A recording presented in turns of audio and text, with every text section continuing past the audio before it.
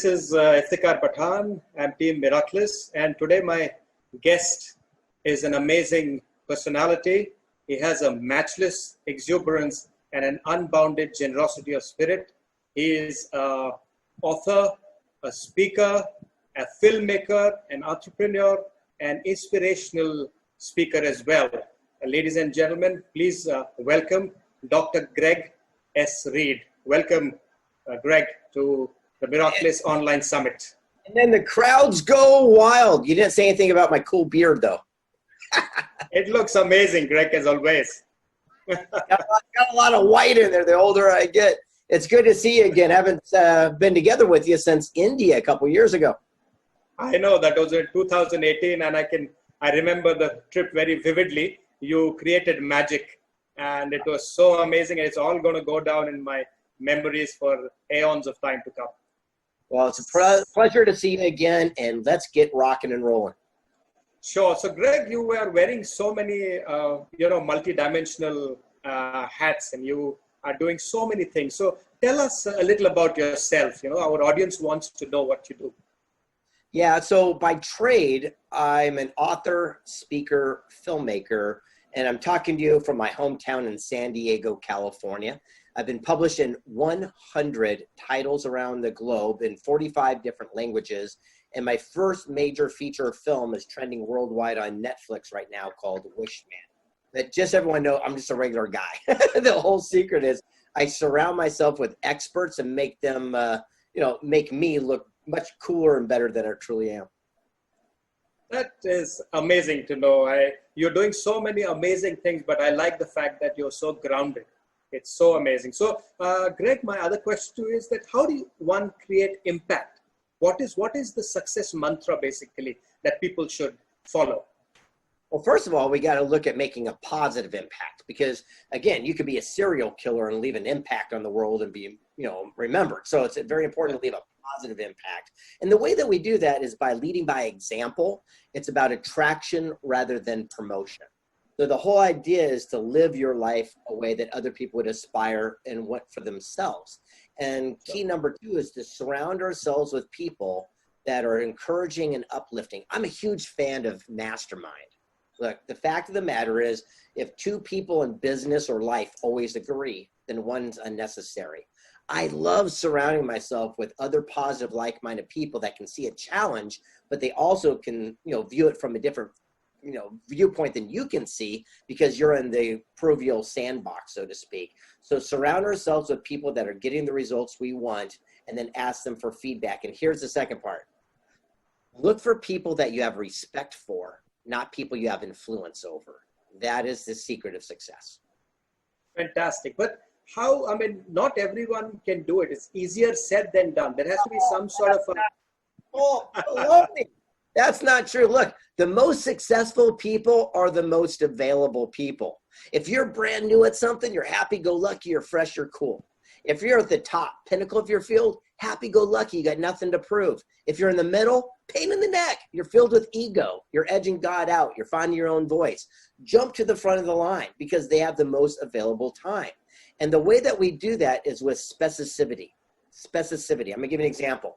Look, I don't know every person that's watching this. So if you reach out to me and said, hey, I want to take you out to dinner, I want to buy you lunch, chances are there's going to be no, because I don't want to waste all that time.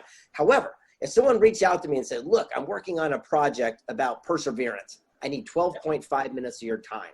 I'll cover all my costs to meet with you. The time I open up the door till the time I leave will be 12.5 minutes. I'm going to ask you one question.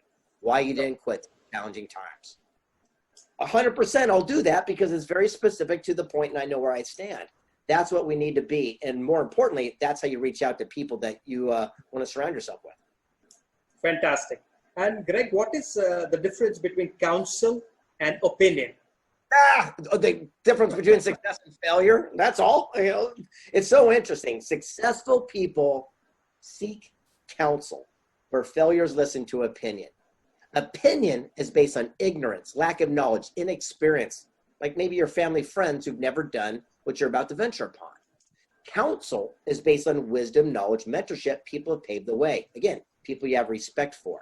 So if you go to a family friend and tell them you're going to write a best-selling book, They might try to talk you out of it to protect you because they know you got a D in English and they've never written a best-selling book. But if you go to Jack Canfield, who wrote Chicken Soup for the Soul and sold 1 billion copies, he's going to say, hey, before you get started, here's what you need to know, and sit you down and give you counsel based on wisdom, knowledge, mentorship. If we would spend our activity only seeking counsel and ignoring people's opinion, that's the moment. That's the day your life would change. Sure. Fantastic. And you keep using a lot of acronyms I've seen, and you have these fantastic concepts and new words that you come up with. One of the particular one is CPC, that acronym. What do you mean by that? Yeah, well, that one I stole completely. It's from a good buddy of mine, Mark Anthony Bates. And he taught me one of these life lessons. Look, if you can seek counsel and not opinion in your life, that is step one to having a very productive, business activities, because you're surrounding yourself with people that are doing what you want. But the second, CPC, I'm going to tell you right now, this is a doozy. It's about accountability and responsibility for every single thing that happens. Stop blaming other people. It's your fault. And it works like this. CPC stands for clues, patterns, choices. So for example, I'm a single guy. And let's say I go on a first date with an amazing woman and she's 20 minutes late.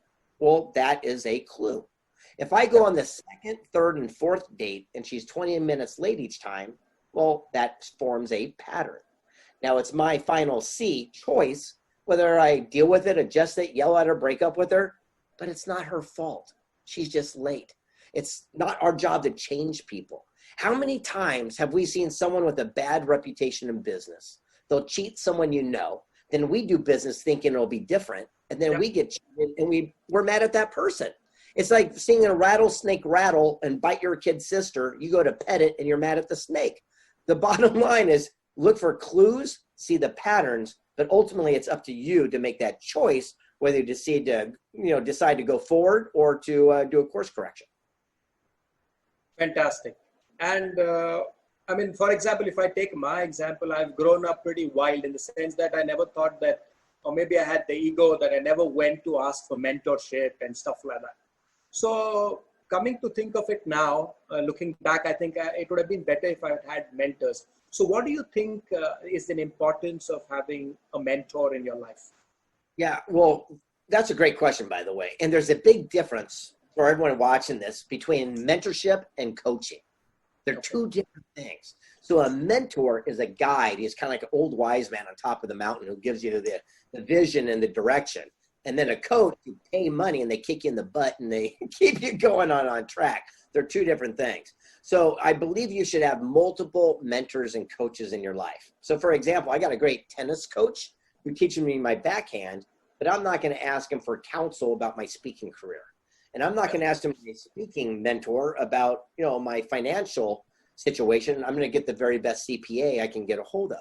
So by having myself surrounded by people that are getting the results we want and the leaders in their field, amazing things start coming. Look, I'm going to give you a good example. When I wanted to become a best-selling author and I went to the bookstore, I didn't go to the most classic, well-written books. I didn't want to be a great writing author. I want to be a best-selling author. So I went to that section and I asked those authors, hey, will you teach me that system? And they did. I duplicated it, and here we are today.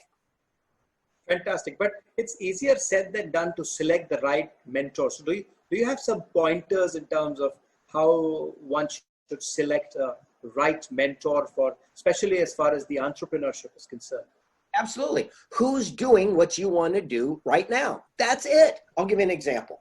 If I want to start I'm in America, and I know you guys have different restaurants out there, but for example, if I wanted to start a brand new restaurant chain, one of my friends started something here in America called Chuck E. Cheese. It's like a big, giant phenomenon for kids to go eat pizza and stuff. But he did it 40 years ago. So I probably wouldn't ask him, even though he had great success, he did it 40 years ago. I'd go to the people that are getting the results that we want for ourselves today, who are growing our business, like Chick-fil-A or KFC or something like that, because we know that their business is prospering in a modern economy. And so the whole idea is you think to yourself, well, if I'm an online marketer, I wouldn't go to some Instagram guru who just posts his pictures with them in a Ferrari. What I would do is say, who's actually getting a return on their investment? Who's a credible source that I can go to who's getting the results I want, and reach out. And here's the other thing. If you reach out to just 5 people that are your all-time idols, and with specificity, you will get a response from at least one of them where you can go meet and collaborate. Fantastic. And for example, I'm in India. Can I have a mentor from America? Absolutely, especially in today's modern world. We're doing it right now with the modalities and ways that we can connect. Look, I'm in San Diego, California. I don't know where you are in Pune or Mumbai or whatever, but we can still connect with each other, right? And that's the beautiful thing, is that everything's coming together as global unity, so we can start working together. And by the way, I noticed that with the epidemic, that's going on right now. People are going, oh my gosh, and how horrible it is, which it is, by the way, but people aren't seeing the upside of this. And I'm going to share with you an incredible upside. Right now, we're in a community where it's collaboration over competition. It's the first time in our entire existence on this planet. I'm going to give you an example. Never in ever history has doctors and scientists and physicists from China shared all their information with the people in Germany, and those Germany with Russia, and Russia with Ethiopia, and then with Canada.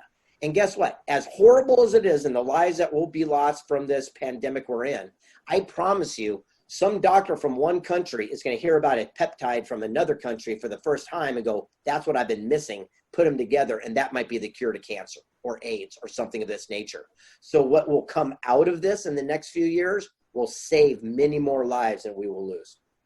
Very well said, Greg. But we are all now passing through this pandemic, and there is a paradigm shift in the way that we are interacting with each other. So how are you? I mean, you've been using social media much before the pandemic, but how has it changed for you? How are you using it now? And have you tweaked your strategy for using the social media now?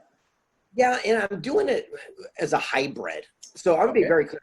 All these people that are saying that this is the new normal is the purveyors of the greatest lie that's ever been told. Don't buy into it, people. Please, dear Lord. If I can give you one thing, do not buy into that BS, because it's a complete lie. I'll give you an example. In California, they're finally opening up, the state, and things can go out. Look, those restaurants are packed more than ever. People are at the beaches. People are getting out. Human nature does not want to be kept up, be tied down. And the realities are, as soon as this really lifts in the next few months, everything's going to go back to normal as quick as humanly possible. So if you change your entire business to the new normal and bring it all online, you might find yourself in a really bad position because you have to reset again and go back to your normal way of doing business. So for myself, I'm doing a hybrid. So I'm doing an event in September called Secret Knock, the most exclusive networking event in the entire world.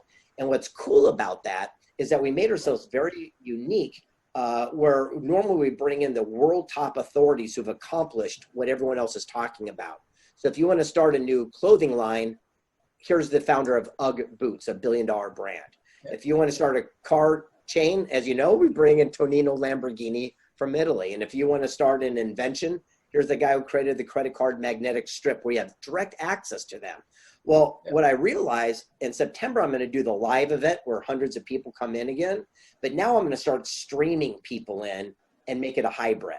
So for example, I'm bringing in the founder of Priceline, which is awesome. But now I can zoom in Tonino Lamborghini from Italy, because I don't have to pay $15,000 for flights plus hotels and all that different stuff. He can sit in his living room or the garden and beam in and still be with our people. So what I'm doing is I'm going to do a mixed medium, and I think that's going to be the future.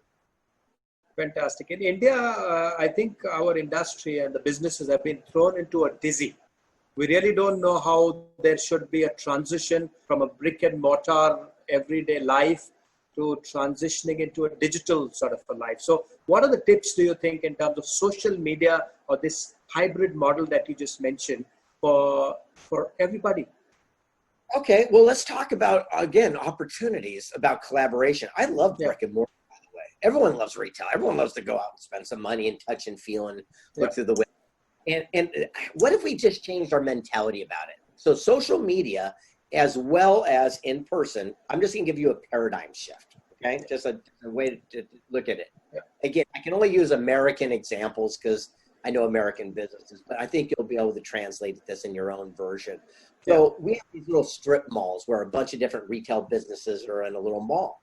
And for example, let's say the pizza guy is really doesn't like the liquor store that's in the corner, and they're like competitors and they hate each other because there's always cars and loud music and kids there and they don't like it. Well, what if you change that mentality? And what if you guys collaborate and meet in the middle and said, hey, tell you what, when people come in to buy some alcohol, a bottle of wine, why don't you give them one of these gift certificates for 50% off one of our pizzas? And then when we send pizza delivery, maybe we'll put a flyer for a discount for a bottle of wine next time. And what if you did that on social media where you promoted one another? Well, guess what? They're going to come to the same strip mall, but now they're going to remember that pizza parlor and they're going to remember the liquor store. So what was once a competitor, now all of a sudden is a collaborator. And that's what I think you're going to start seeing more of. Fantastic. So you've been writing books which have been best-selling and been spoken about all over the globe, and I've seen a lot happening in that side. One particular book which you call Stickability. So it's a small, it's just a word, but I know there is a world behind it. Can you just explain our authors, the audience, what you had in mind when you worked on this? Yeah, I'm looking to see if I had a copy later on here so I could do a little plug, but Stickability is the power to persevere. First, there's a dream, and then there's a challenge, and then comes victory. Unfortunately, everyone quits in the challenging times. And I realized for myself that stickability has to be parallel with another word called flexibility. You have to be willing to adapt and adjust. And when I interviewed the founder, the inventor of the cellular phone, his name is Marty Cooper, he told me a story about a spider monkey in the rainforest. It's the most quick, nimble creature. You can't harpoon it, spear it, catch it, it's too wiry. One hunter figured it out. He took a heavy log, drilled a tiny hole, dropped the peanut inside, and left it at the base of the jungle. The hunter would walk away and the monkey would smell the nut and come down from the treetop, reach his hand inside the hole, grab a hold of the nut, and his fist becomes so big he can't pull it back out and become anchored to the log. Now, all he's got to do is let go, but the monkey holds on with dear life, thinking it's nutrition, it's saving him. The hunter comes by an hour later, captures the elusive spider monkey. And the big question is, are you holding on to your own nut in life right now? But it could be in that form of that job or that deal or relationship or fear or guilt or remorse or a girlfriend. And what we think we're saving on with dear life because we think is saving us could also be the thing that's leading to your own demise. Sometimes we have to have the courage and fortitude to simply let go, adapt, and adjust so we can live to fight another day. So do you, in the book, speak about identifying this? Because most of the people are so busy doing it, they can't see themselves as an onlooker and then missing the mistakes that they're doing. Well, that goes back to having a mentor, man. If you have a great mentor, if you have someone doing that, that's their job. That's the whole concept of having the circle of life. Look, I'll give you an example. If you're sitting on the sofa in your house and you want to get to the end of the street, and that's your goal, you have to have the courage to look for and expect unexpected opportunity. That means you have to get off that sofa, take action, and move to your goal. Stop overthinking it. And then see an opportunity. Did a kid leave a skateboard or a bicycle out to make your journey short? If you get lucky, you'll wave down a neighbor driving by and hitch a ride to the end of the street. Either way, have stickability. You'll get to your goal. Just don't be so caught up in exactly how it has to happen. Fantastic, Reid. That's very nice. So I'm sure our audience would also like to know, what is your style of leadership? How do you lead? And have you had failures? And what has been your learning from there? Yeah, well, every day is a constant setback and adjustment. Again, I don't believe that, there's a lot of these books like Fail Forward, Fail Fast. God, it makes me cringe because you're looking for failure. I don't believe in that. I believe in success forward, and you're going to have some setbacks, but don't focus on those. It's kind of like skiing. Again, I don't know if you guys got skiing out in India. I'm sure in the top hills, but in America, there's ski hills everywhere. So on top of the mountain, you want to get to the bottom. Well, on the way down, guess what? There's moguls, there's black ice, there's snowboarders, there's trees. We already know those are obstacles. So when we go down and we fall, we get back up because we know that's part of the process until we finally get to the bottom. Only failures call ski patrol to, you know, weekly go down the thing because you're afraid or you can't handle it anymore. So the whole idea for my friends and myself is that we look at fear and we go toward it. I live on the beach in San Diego, California. And you can tell a new surfer from an old surfer by something called the duck dive. So when a big wave comes, if a new surfer sees that, they freak out. They hold on their surfboard and it crashes and pushes them to the bottom. But a senior surfer goes right into the belly of the wave and pop back on the other side. It's called the duck dive. They don't even get wet. And I realized that's what successful people do. When they see fear, they go right toward it. They don't run away from it. Look, you're scared, I'm scared, we're all scared. Successful people do it anyway. Absolutely. That is fantastic, Greg. I like the way you put things. Sometimes it is really easy to understand, but maybe to do it, I don't know. I must try it. And the other thing that I was looking at is that you talk about the power of mastermind groups. So now, what are these mastermind groups, and can people emulate this? For example, in India, the audience who are looking at you right now, can you tell us what it is and how can they create their own groups here? Yeah, that is such a great question, by the way. I mean, so many people miss this key little element. You see, if you want to join a mastermind group, is awesome. But the best thing is to start and form and create your very own mastermind group. Yeah. Surround yourself with people that are getting the results you want, or people you have respect for, not people you have influence over. So I created a website called Mastermind Association. And the whole idea is that it's the first ever Robert's Rules fashion of how to run, maintain, operate your own mastermind group. It's a certification program. And what's really neat is it walks you through the exact way of how to reach out to people, how to ask them to join your group, and then once they're in it, how to actually structure a mastermind group as you're doing it. So by definition, what you want to do is bring positive, like-minded people together as a common collective. So if I wanted to start a new business, for example, I was going to make another movie, I might start a mastermind group with 10 other like-minded people. They don't have to be in the movie industry. They could be a pet groomer, a car dealer, a restaurateur. It doesn't make a difference, but people are succeeding. You surround yourself and then you get together, either Zoom or in person, and say, hey, here's what I'm working on. And then you let them ask clarifying questions like, well, have you thought of this? Have you done this yet? And then they go around and they offer feedback and suggestion based on an outside perspective where you might not have seen before. That's what a real mastermind group is. Thomas Edison, the greatest inventor of all times, he didn't invent everything. He was the first guy to bring in the greatest minds from China and Russia and Ethiopia and come together. And when he sat there and said, hey, I want to create a new light bulb, they went and started creating all these different ideas. And it was a person from Japan who created the actual way that would work with the filament. But the bottom line is surround yourself with people that are thinking outside your own, but people you have respect for, not you have influence over. Fantastic. I like the selection of words that you do, Greg. I mean, people call it a tribe, a community, an association. Why did you pick mastermind? Well, because I work with the Napoleon Hill Foundation. I write the Think and Grow Rich series. Think and Grow Rich was a book written 100 years ago. It was phenomenal, made more millionaires than anyone. And Napoleon Hill would always talk about the power of a mastermind group. So I bought mastermindgroup.com. And the whole idea is I believe in the power of association. So for example, and this is going to be name dropping, so it's going to sound pretty lame, but I apologize to everyone in advance, but you'll understand.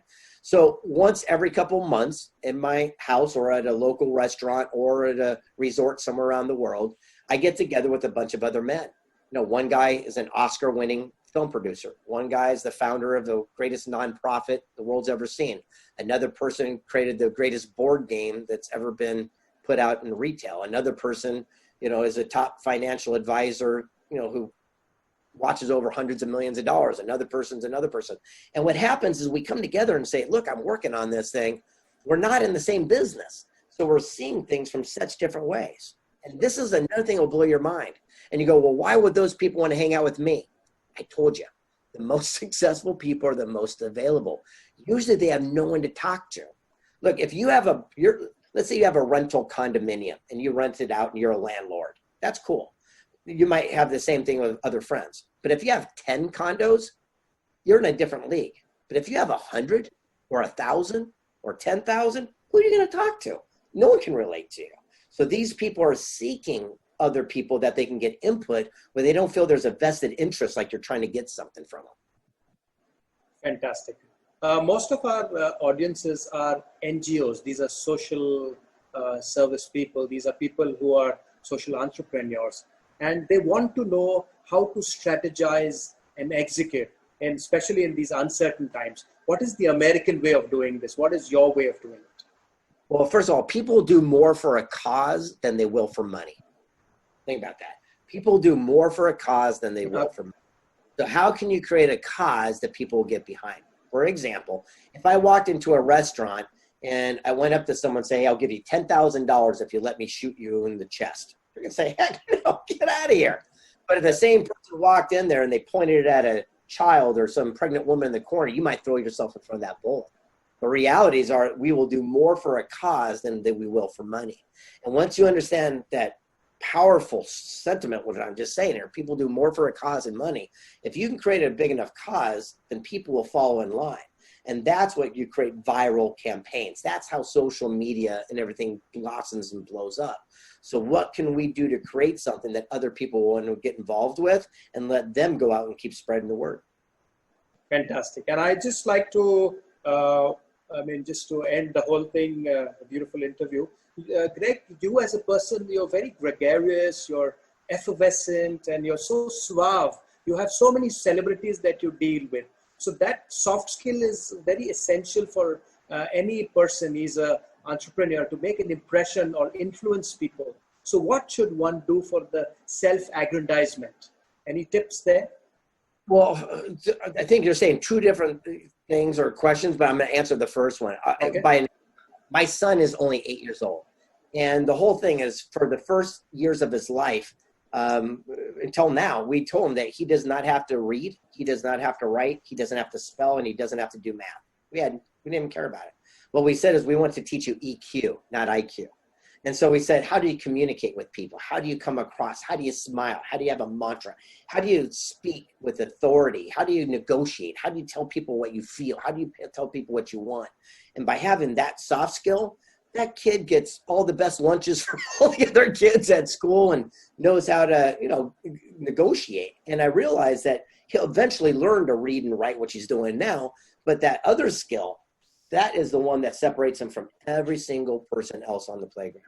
So the bottom line is learning those ways to communicate, how to win friends and influence over people. That is the key to success. Fantastic. So, Greg, thank you so much for being on the Online Impact Summit. I'm sure that our audience will have a lot of takeaway and a lot of learning from you. And we look forward to inviting you again soon. And thanks a ton again. And God bless you. You're more than welcome. And before we end, do me a favor. Tell the audience one little aha that you got from me. And I'm going to go grab my son so you can meet him. So go ahead. That's very nice. Yeah. So that was Greg Reid, and I'm sure all of us can learn a lot from his style, the things that he has achieved as an entrepreneur. And it's a great learning, though we are in a different field and he's more glamorous, but I think we must all meet there. There he is, his son. So this is my son. So he's 8 years old, and at 7, he had the #1 spoken album on Amazon for Word. And he did it by a mantra, right? Mm-hmm. And he shares it with everyone. Do you want to share it with them? Yes. Let's do it. My name's Colt. My name's Colt. I'm happy. I'm powerful. I'm brave. I'm brave. I'm wise. I'm wise. I'm worthy. I'm worthy. I'm successful. I'm successful. I help people. I help people. My name's Colt. My name's Colt. Can they do it too? Wonderful. There you go. The whole idea is to have that type of attitude, and that EQ will separate you from the 95% who dream of success to the top 5% who will actually achieve it. Thanks for having me on. I'll see you later. Thanks a ton, Greg. Appreciate it. Bye-bye.